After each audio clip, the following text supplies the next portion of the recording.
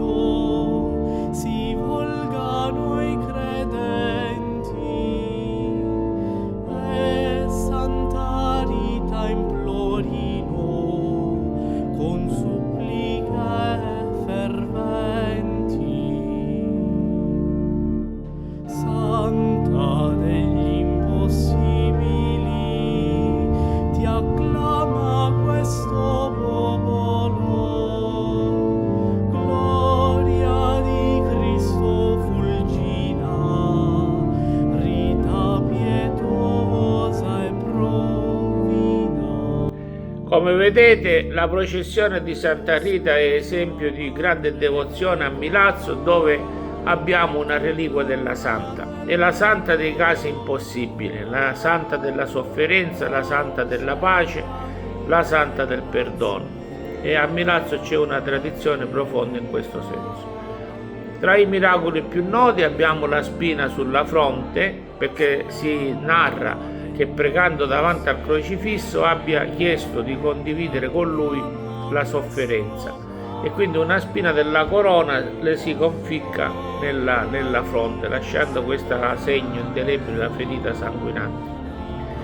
Altro miracolo: negli ultimi giorni di vita chiede ad una parente di portarle le rose e dei fichi dall'orto di Rocca Porena. Siamo in pieno inverno, ma questi frutti lo stesso vengono miracolosamente raccolti, si trovano sulla pianta e anche i fiori sbocciano. Ma il miracolo della canonizzazione, che la fa proclamare santa nel 1900, è dovuto a tre principali segni. Intanto il profumo di rosa incorrotto che emanava dal suo corpo, quindi odore di santità; la guarigione di una signora, Elisabeth Bergamini, che perse la vista a causa del vaiolo e la riacquistò pregando Santa Rita; e la guarigione di Cosimo Pellegrini da una grave malattia.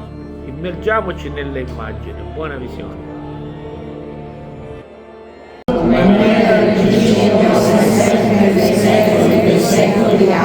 Ringraziamo i nostri giovani che si sono impegnati a realizzare questo quadro, quest'anno così piccolo, un altro anno che ciò più grande. Grazie ragazzi. Ringraziamo a Dio perché... Evviva Santa Rita!